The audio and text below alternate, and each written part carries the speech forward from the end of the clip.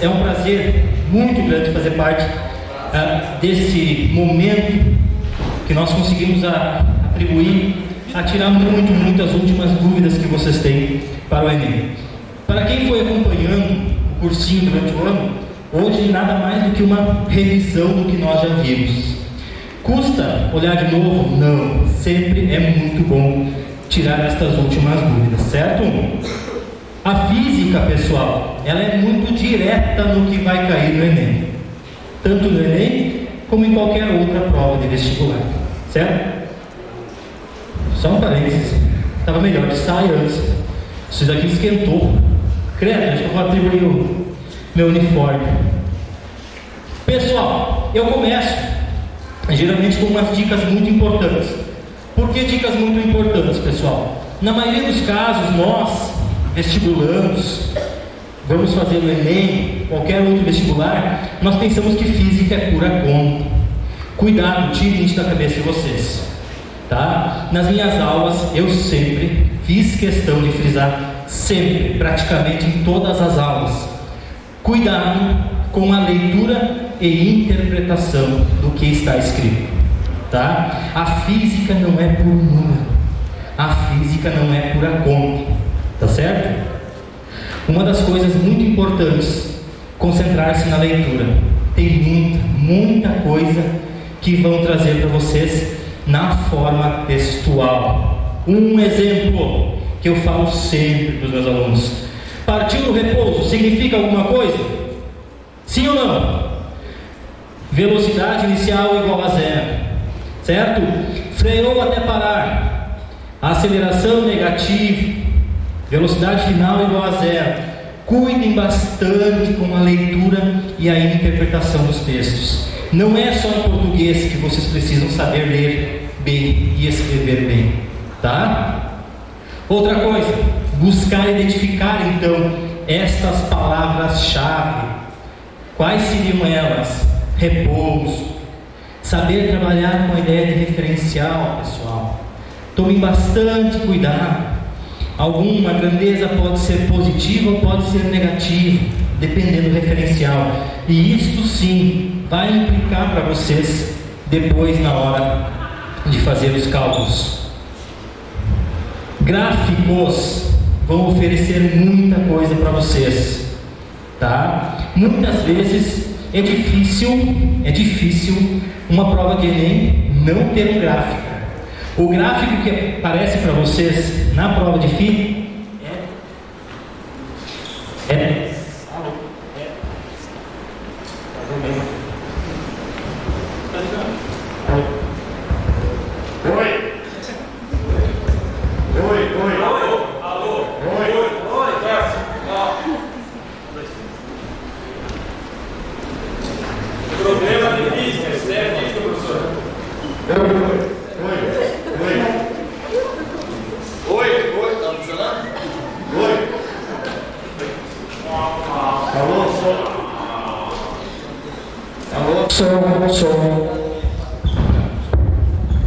Então, pessoal, seguindo, no gráfico, muitas vezes vai ter os dados para vocês, tá? O início, o final de um movimento, de que forma vai ser dado esse movimento.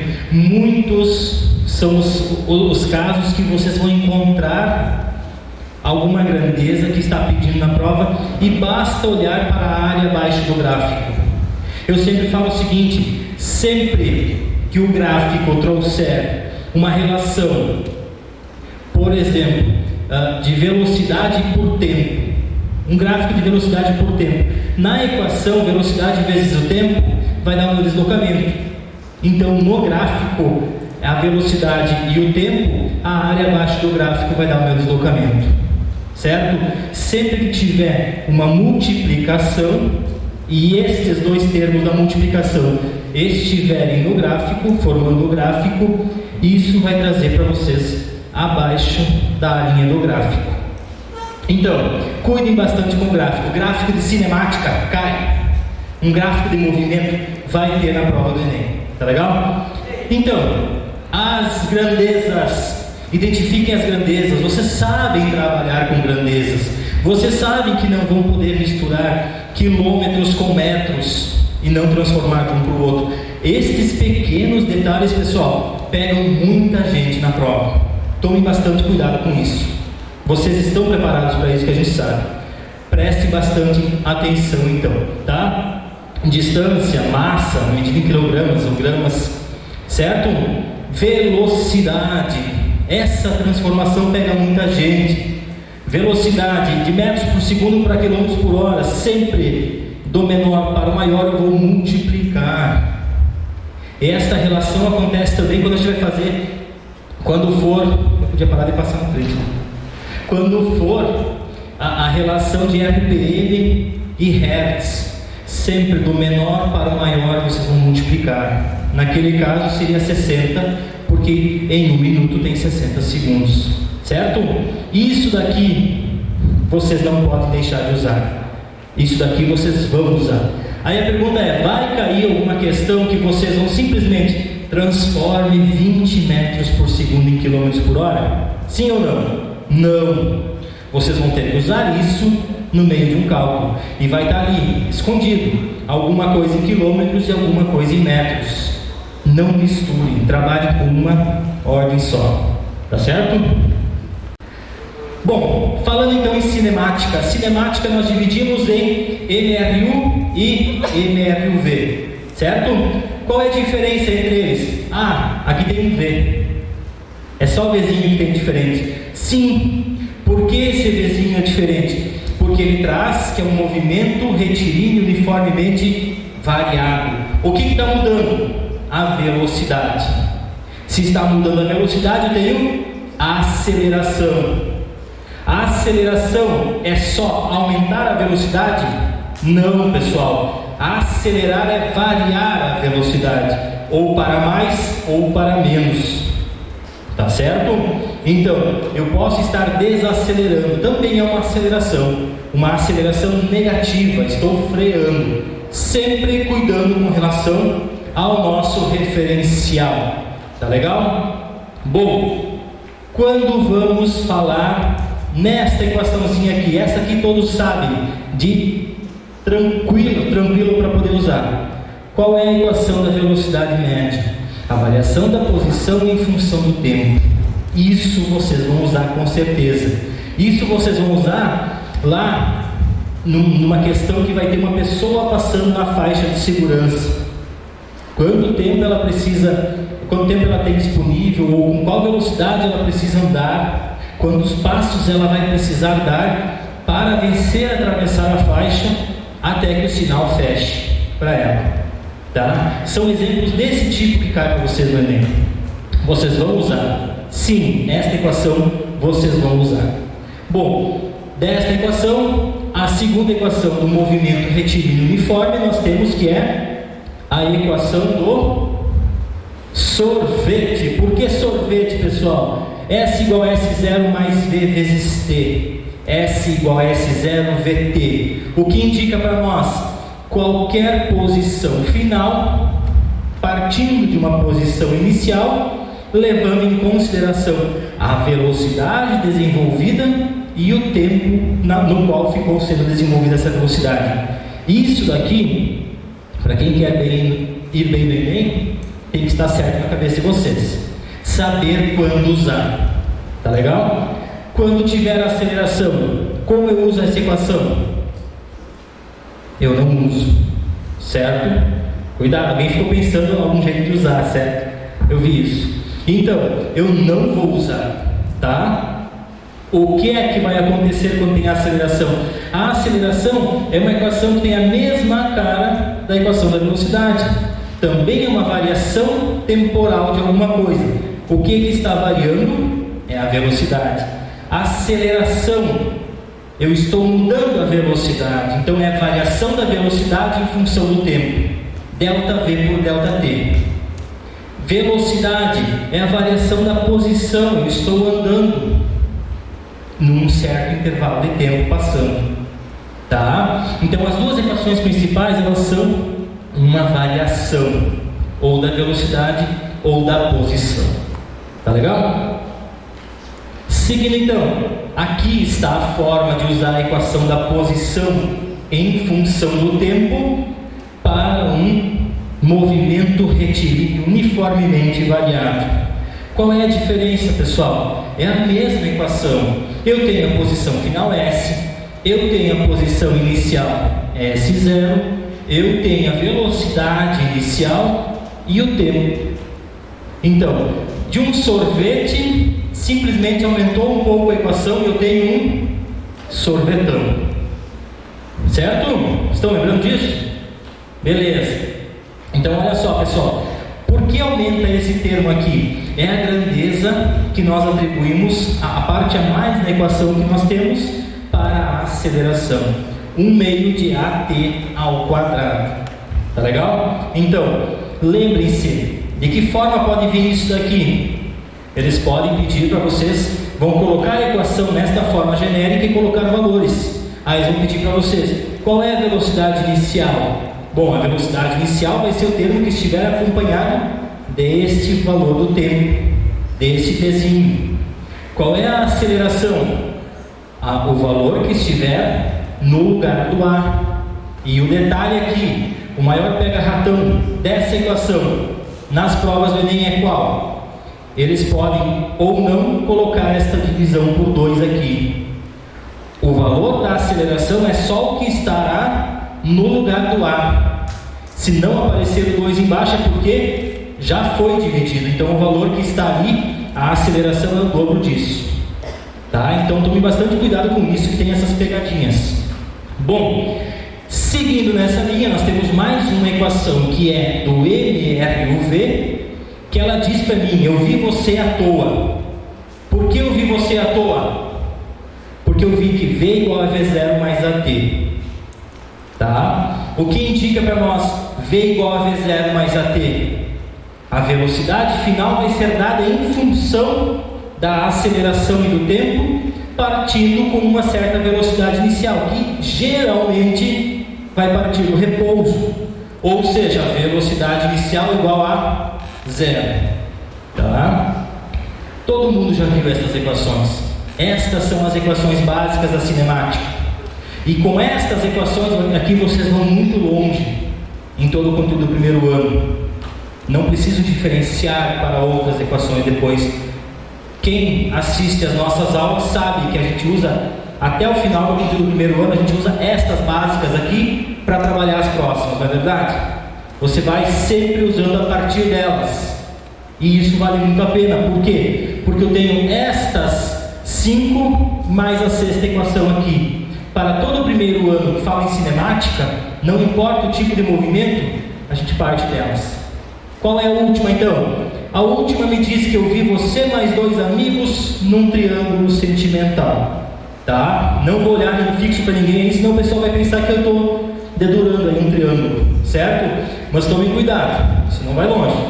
Olha só, eu vi você mais 2 amigos num triângulo sentimental. Qual é a equação que nós temos aqui? Nosso amigo Torricelli.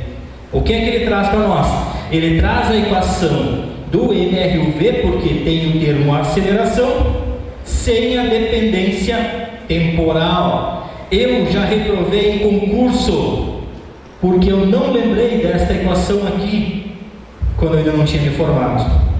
Fui querer dar uma de grande, fui querer fazer um concurso antes de me formar, e reprovei. Faltaram 2 pontos, uma questão dessas valia 2,5.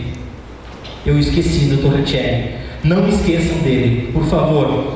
É a forma que vocês têm que escapar da dependência temporal nas equações. Tá? Então, sigam com essa equação. Por que eu vi você mais 2 amigos num triângulo sentimental?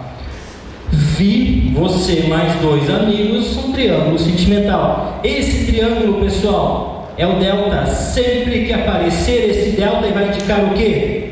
Uma variação. Sempre que aparecer o delta, é uma variação. Posição final menos inicial. Tempo final menos tempo inicial. Cadê as meninas? Já? Liquidaram com elas? Eu vi. Amanhã elas voltam, daqui uns dias. Então, pessoal, sempre o delta vai indicar uma variação, tá? Com estas equações aqui, vocês resolvem qualquer problema de cinemática. São 6 equações. Precisamos saber trabalhar com elas. O problema da física não é decorar fórmulas. O problema da física é saber utilizá-las. Tá legal? Então, resumão. Quando eu falar no movimento da vertical, é aí que eu me refiro. Eu preciso tentar decorar todas as equações novas mais uma vez? Não, são as mesmas equações, só que no movimento da vertical eu tenho que tipo de movimento?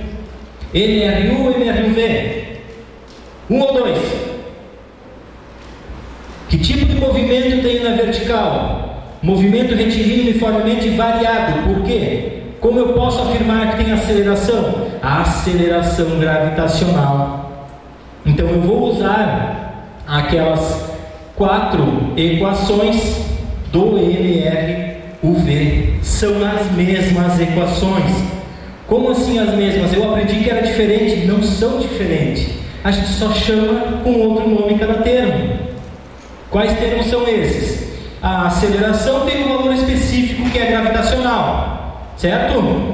O S é uma posição na horizontal. Na vertical é a minha posição na altura, H. Então é a mesma coisa. Então lá naquelas equações do slide anterior, eu só vou substituir o S por H, se eu quiser. Senão eu posso chamar de posição S na vertical. Não tem problema algum. A minha aceleração tem um valor específico e fixo, que a gente usa o 10 metros por segundo ao quadrado. Mais fácil fazer conta e tudo mais, tá? Um valor aproximado do 9,81, que é o mais perto do correto. Outra coisa, na subida vai levar um certo tempo, só que está subindo, um objeto jogado para cima está subindo sob a ação de uma aceleração gravitacional puxando de volta. Pense dessa forma. E vai percorrer uma certa distância. Na volta, vai percorrer a mesma distância, também sob a ação da mesma aceleração gravitacional, que na subida estava puxando de volta e na descida está ajudando a descer, está puxando para baixo. Então, se percorre a mesma distância, sob a mesma aceleração, partindo de uma velocidade inicial e chega no repouso, depois parte no repouso, vai chegar com aquela mesma velocidade. O tempo de subida vai ser o mesmo do tempo de descida. Esse é um detalhe muito importante. Nas questões, vocês vão ter que adivinhar qual é o tempo de subida e qual é o tempo de descida. Tá? Não precisa saber os dois diretos, saber um tá legal. Qual é o tempo total do movimento? 2 vezes um deles. Certo? Então, o tempo de subida é igual ao tempo de descida. O tempo total é 2 vezes esse tempo de subida. São detalhes que, como eu disse no início, eles não vão estar escritos. Estes detalhes vocês precisam saber. Tá? No lançamento oblíquo, a única diferença que nós temos é que eu vou dividir a velocidade em 2 componentes. Por quê? O lançamento oblíquo, esse movimento, ao mesmo tempo que está indo, digamos, para frente, está indo para cima. Depois continua indo para frente, mas indo para baixo. Então tem movimento nas 2 direções, tá? Tanto na horizontal quanto na vertical. Então eu vou usar que a minha velocidade inicial, ela vai ser dada por uma componente x e por uma componente y. A soma vetorial dessas 2 componentes é o valor da minha velocidade, tá? Não precisam ficar quebrando a cabeça com relação a isso. É simplesmente uma divisão, 2 formas de ver. Isso, na verdade, ao invés de complicar, como a maioria de vocês, a maioria de nós pensamos que isso daí é para complicar o movimento, não. Isso daí é para facilitar. Porque se eu divido em 2 formas diferentes, em 2 direções diferentes, eu consigo trabalhar com elas separadas. Nós já vamos ver como. Então, no lançamento oblíquo, tá? A velocidade x vai ser dada por V0 cosseno de θ. Isto sendo um lançamento do chão, tendo um ângulo formado entre o chão e o lançamento. V0y vai ser V0 sendo eterno. Aí eu pergunto, por que aqui eu coloquei só Vx e aqui eu coloquei V0x? Porque no movimento da horizontal, o V0x é igual ao Vx. O que quer dizer isso? A velocidade na componente x é sempre a mesma, não vai mudar. Por quê? Na horizontal nós temos MRU, na vertical nós temos MRUV. Sempre isso. Lançamento oblíquo, pessoal. Qualquer parte, componente do movimento na horizontal, MRU. Não envolve uma aceleração. Quando for na vertical, MRUV. Por isso, o meu Vx vai ser sempre o mesmo. Não preciso diferenciar entre V0, V1, V2, tá? Isto fica mais fácil quando a gente coloca num gráfico. O que quer dizer o gráfico? Aqui eu tenho uma velocidade x, ou seja, ele saiu com uma certa velocidade na horizontal. Essa velocidade foi sempre a mesma na horizontal. O que acontece com a velocidade na vertical, V0y? Olha só a seta em azul aqui. Aqui, onde está a seta em azul? Para cima? Não tem. É falha no gráfico? Não. Por que não tem? Porque no ponto mais alto de uma trajetória, qual é a velocidade y? 0. Quer dizer que eu vou ver esse objeto parar no ar? Não. Ele vai continuar andando para cima, mas ele vai parar de subir para começar a descer. A velocidade no ponto mais alto de uma trajetória é 0. Se eu só atirar esse passador para cima, no ponto mais alto, ele vai ter que parar para poder voltar. Este gráfico aqui, pessoal, todo mundo já conhece. Ele está dizendo o quê? Eu tenho uma velocidade inicial que é decomposta em V0y e Vx. Pronto. É simplesmente isso que preciso fazer. No x, sempre MRU. No y, MRUV. Tá certo? Bom, dando sequência então, pegando esses tópicos principais, cinemática, sim, vai ter questão de cinemática. Muito provavelmente mais do que uma. E essas questões eu quero ver vocês gabaritando. Essas questões vão ser tranquilas para vocês. Vocês fizeram muito exercício sobre isso, vocês estudaram muito isso, tá? Quero que vocês entendam como tranquilas. Agora, um assunto que com certeza absoluta o Enem coloca é termometria. O que vem para nós em termometria? Primeira coisa, diferenciar calor e temperatura. Quantas vezes nós ouvimos, e o Enem gosta disso, hein? Eu sempre aviso vocês, o Enem gosta de colocar diálogos populares. Quem nunca viu uma questão dessas? Uma vez tinha uma questão de um diálogo de um feirante com uma senhora comprando alguma coisa na feira. A relação entre massa e peso. E tinha esse diálogo e o Enem questionou os alunos com relação à forma correta de trabalhar os termos. E isso daqui é uma coisa que acontece muito. Quantas vezes ouvimos falar o seguinte: hoje vai fazer um calor de 25 graus, hoje vai fazer um calor de 40 graus. Isso é calor? Não. Temos que diferenciar calor e temperatura. Cuidem bastante com isso, tá? O que é calor, afinal de contas? Calor é um processo de transferir energia de um corpo para o outro, tá? Eu, encostando em alguma coisa mais fria, não vou encostar aqui, descarga elétrica, hein? Encostar em alguma coisa mais fria, não morrer de infarto, não vou morrer eletrocutado hoje, né? Hoje fui mais tranquilo. Eu vou transferir energia na forma de calor do meu corpo para aquele metal. Então, o calor é um processo de transferência de energia, tá? A temperatura é o que está associado à sensação de quente ou frio. É o grau de agitação das moléculas. É uma medida mais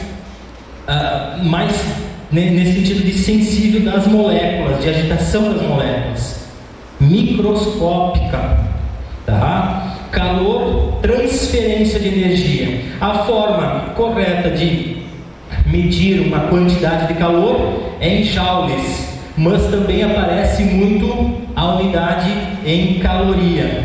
Uma caloria corresponde a aproximadamente 4 joules, tá?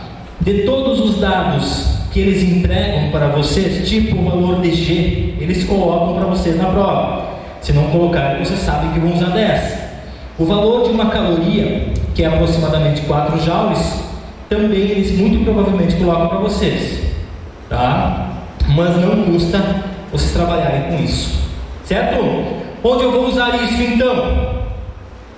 Eu vou usar quando eu vou começar a diferenciar uma capacidade térmica de um calor específico, uma característica que é de um corpo com uma característica que é da substância. Como assim da substância do corpo? Cada material, cada substância tem um calor específico, um calor necessário para variar a sua temperatura, tá certo? Do material, da substância. Quando eu falar em capacidade térmica, já é um conjunto maior. A capacidade térmica é uma capacidade de variar a temperatura de um corpo como um todo. Vai depender do material como qual é feito? Sim, vai depender do material. Tanto é que a capacidade térmica também depende do calor específico. Depende dessa proporção de massa que forma um corpo com um calor específico.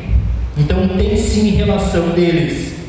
Aí, diferenciar bastante a capacidade térmica do calor específico, quando é da substância ou quando é do corpo, tá? Quando usamos isso, de que forma usamos isso no Enem? Primeira coisa, diferenciar calor sensível e calor latente. O que é um calor sensível? Pense em alguma coisa mais sensível. Ele percebe uma mudança de temperatura. O que é um calor latente? Um calor mais forte, um calor diferente que eu preciso para mudar o estado físico daquela substância, tá? Mudar de fase aquela substância.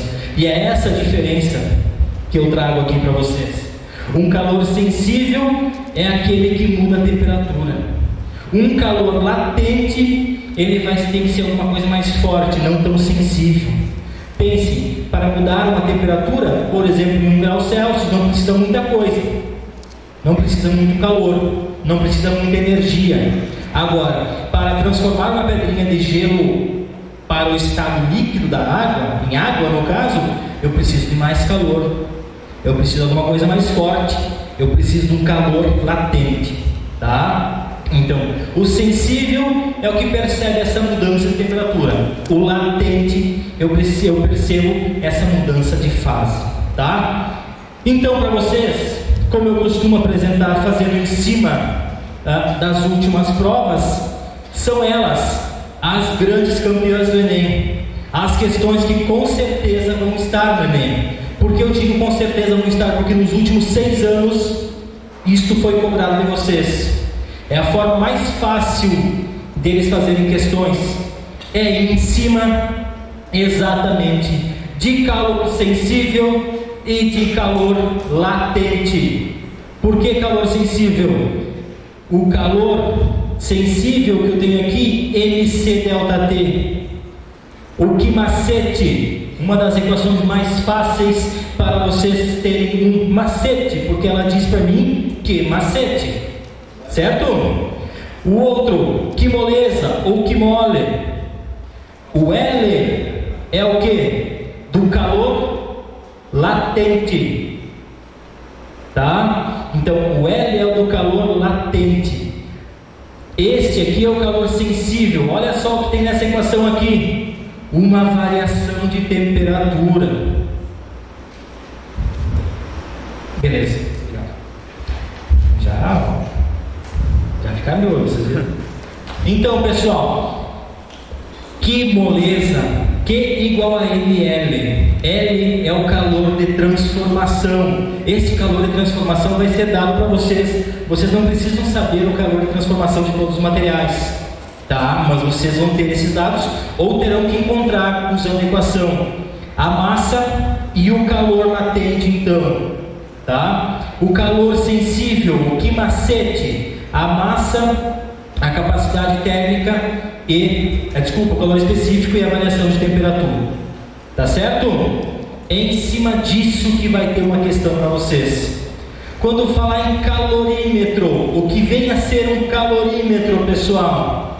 Recipiente fechado, isolado da parte externa com o exterior, isolado com a parte exterior. Por que ele serve? Ele serve para colocar em equilíbrio térmico diferentes substâncias sem precisar misturar elas. Tá legal? Como assim colocar em equilíbrio térmico sem precisar misturar? Eu tenho duas substâncias com um certo calor específico, eu tenho duas substâncias com uma determinada temperatura e mais a do calorímetro. Eu coloco ali dentro, eu isolo isso do exterior, tá?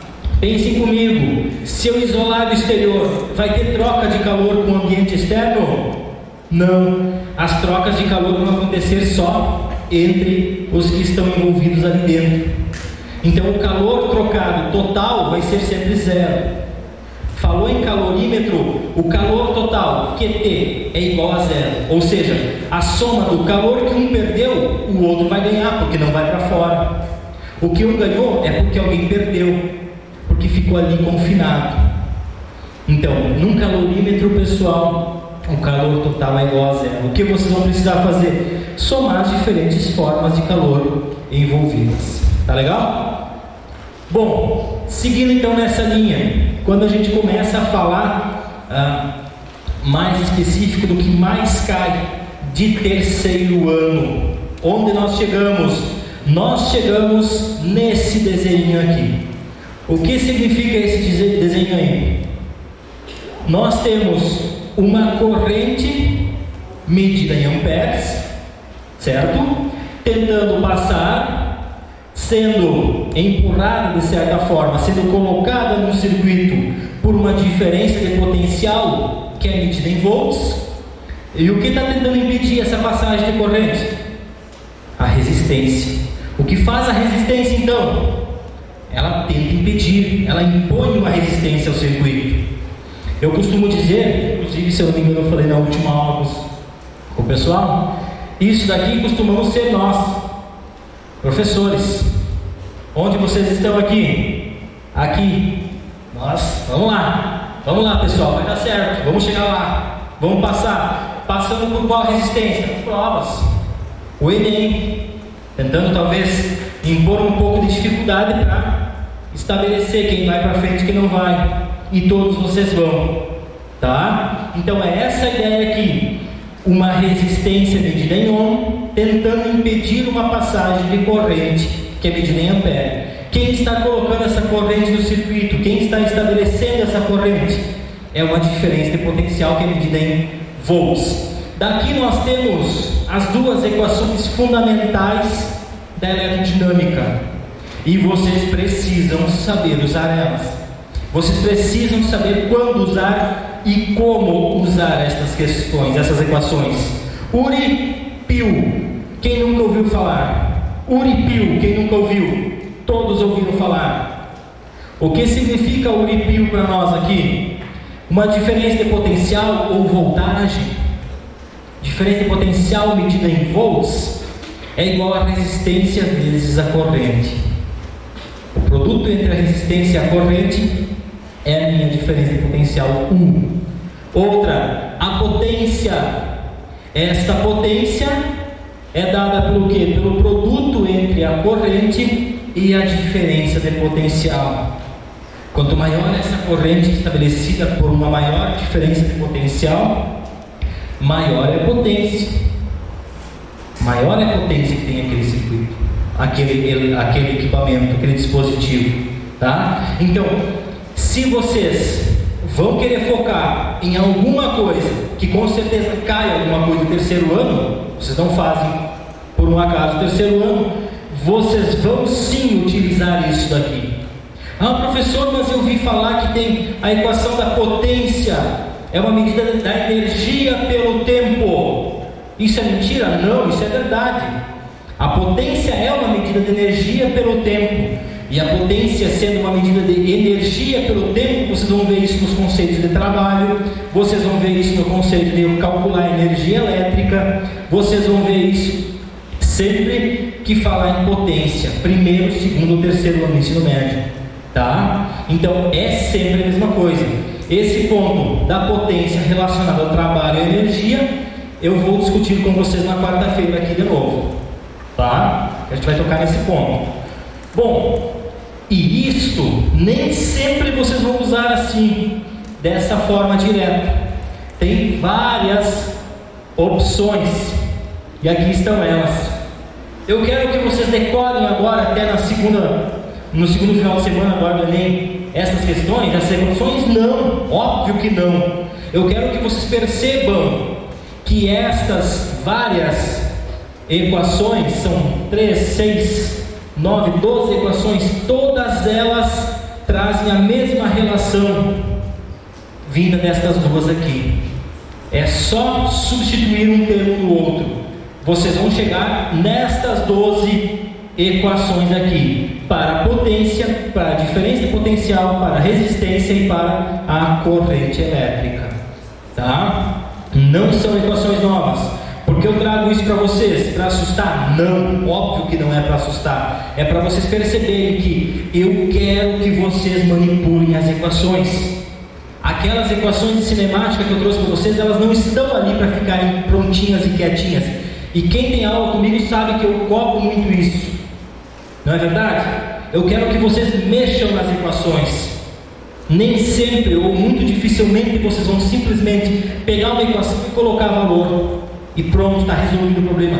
Não, vocês precisam manipular estas equações, tá? Então usem uma dentro da outra, não tem problema fazer isso, vocês devem fazer isso, tá certo?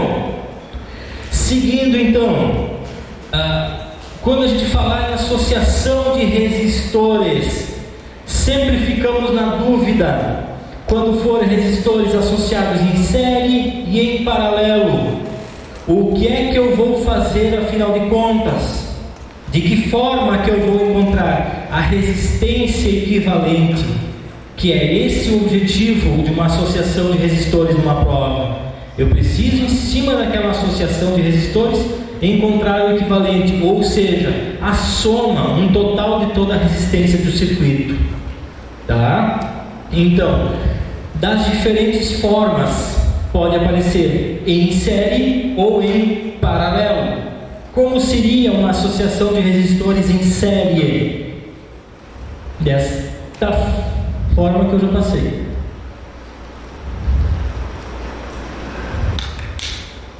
Não sei porque não abriu a segunda.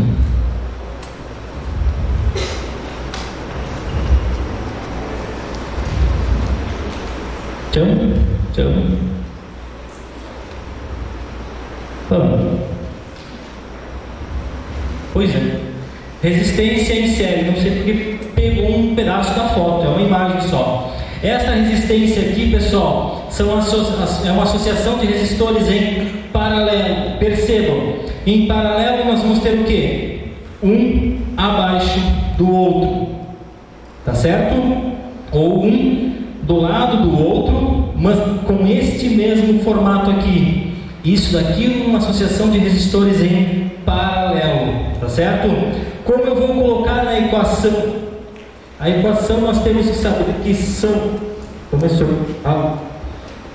duas formas diferentes de colocar nessa equação, de montar a equação dos resistores.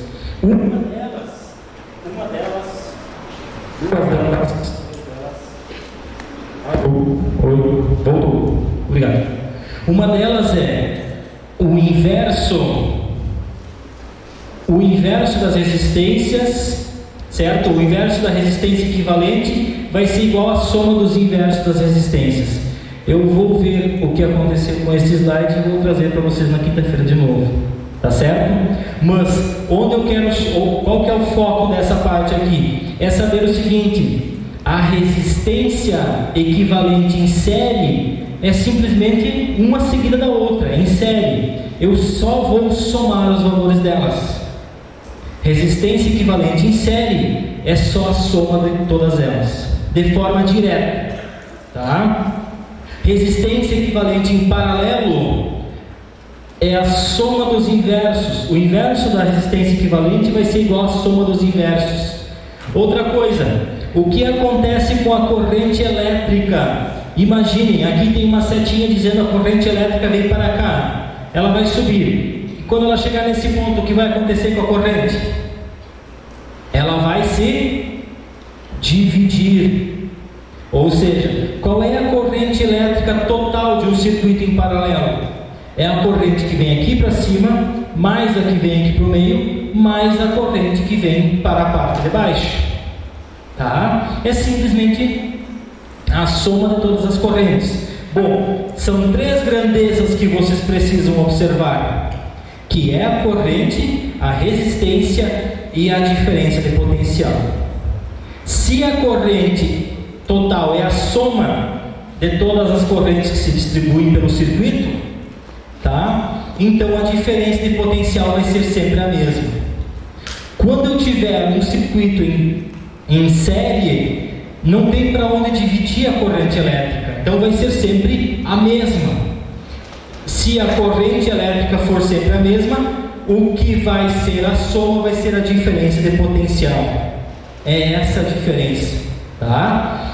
Num circuito com resistores associados em série, a resistência equivalente é só a soma delas, tá? Quando for em paralelo, o inverso dessa resistência, ou seja, 1 sobre R equivalente é igual a 1 sobre R1, mais 1 sobre R2, mais 1 sobre R3 e assim por diante, tá? Então pense, em série é uma atrás da outra, é só somar. Em paralelo, pense essa ideia de uma embaixo da outra, é 1 sobre, tá legal? Seguindo então, quando eu for falar disso, eu tenho que lembrar das leis de Kirchhoff.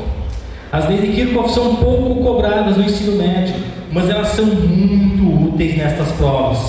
Por que elas são muito úteis nessas provas?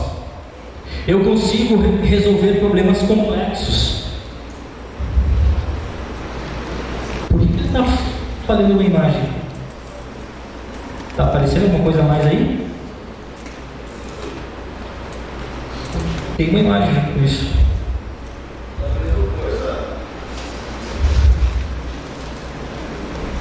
Diferenciou do que eu tinha. Bom, então, o que vai trazer as leis de Kirchhoff para nós? Primeira coisa, é diferenciar o que seria o principal desses termos que eu tinha colocado aqui, que aparecem, seria o conceito de malha.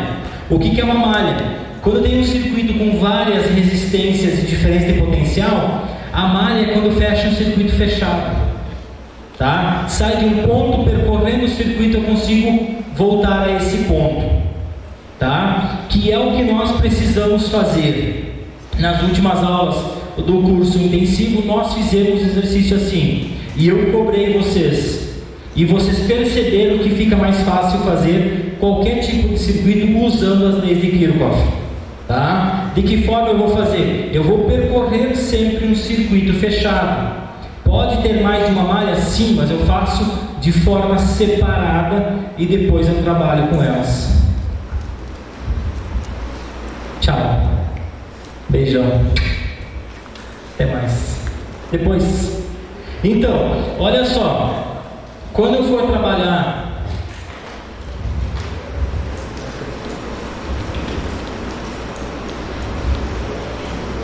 por que pararam de aparecer as imagens para mim? Não tem nada aí. Sumiram os circuitos que eu tinha colocado. Simplesmente sumiram. Então, pessoal, quando a gente for trabalhar um circuito elétrico, o que é que eu preciso definir? Eu preciso saber de onde eu vou partir. Aqui.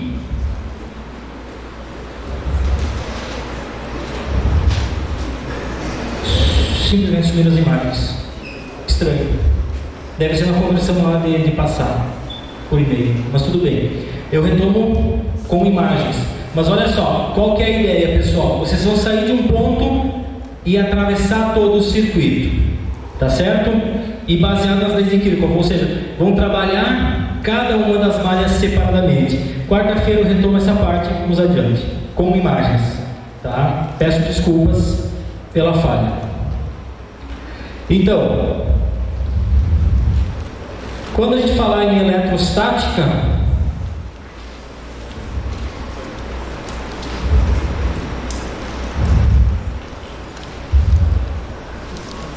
todas as imagens sumiram na hora de passar pelo e-mail. Então, quando a gente falar em eletrostática, pessoal, olha só, o que vocês vão precisar trabalhar? Com um valor de carga quantizada, tá? O que seria uma carga quantizada? É o valor da carga elementar de um elétron. Qual é a carga total de um corpo eletrizado? Vai ser o número de elétrons vezes o valor da carga elementar, aquele famoso Q igual a N vezes Z, tá? Isso vai servir para quê para vocês? Para saber quantos elétrons tem, tá? Qual é a carga total de um corpo e onde vocês vão aplicar isso? Vocês vão aplicar isso quando formos fazer os processos de eletrização, tá? Estes processos de eletrização que a gente já vai ver agora adiante. O que eu quero que vocês chamem, prestem bastante atenção. Quando aparecer em qualquer questão, e isso é fato, e eles vão fazer essa pegadinha com vocês. Quando aparecer em qualquer questão, saíram tantos prótons do corpo A para o corpo B. Saíram tantos prótons do corpo A para o corpo B. O que é que eu vejo de mal nessa questão? Nunca marquem como opção correta. Isso nunca vai estar correto e vai estar na prova de vocês. Por que eu não posso marcar? Porque sempre o movimento que acontece é de elétrons. Não tem o movimento de prótons de um corpo para o outro. Sempre, tantos elétrons saíram de um corpo para o outro. Teve transferência de tantos elétrons, tá? Tomem bastante cuidado. Tanto é que quando a gente vai falar em número de prótons igual ao número de elétrons, nós estamos falando de qual nós estamos falando? O que é que tem o mesmo número de prótons e elétrons? Um corpo eletricamente neutro. Quando eu tenho falta de elétrons, percebam, é sempre em cima dos elétrons a conversa, porque é sempre um movimento de elétrons e não de prótons. Tá legal? Então olha só, número de prótons igual ao número de elétrons, um corpo eletricamente neutro, o que é diferente dos nêutrons. Nêutrons, prótons e elétrons. Corpo neutro tem a mesma quantidade dos dois. Um corpo que tem falta de elétrons tem mais prótons, não tem? Então é um corpo carregado positivamente. Um corpo com falta de elétrons é porque tem mais prótons, tá? Então é um corpo carregado eletricamente positivamente. Quando tem elétrons em excesso, que é esta última parte, o que é que vai acontecer? Tenho mais elétrons do que prótons. Elétron é a carga que nós atribuímos o valor negativo. Então eu tenho um corpo carregado eletricamente negativamente. Tá certo? Eu chamo a atenção sempre em função do número de elétrons, porque é em função disso que vocês vão usar. É sempre transferência de elétrons. Então, quando nós temos os três processos de eletrização, que são eles: atrito, contato e indução. Indução, basta aproximar, claro, dedo fio terra, mas indução só aproxima. Contato, encosta. Atrito, força um pouco mais. Estes três processos, o processo intermediário é o único que vai resultar em sinais iguais. O processo intermediário é o único que vai resultar em sinais iguais. Qual é o processo intermediário? Ou seja, eu pego dois corpos e realizo a eletrização deles.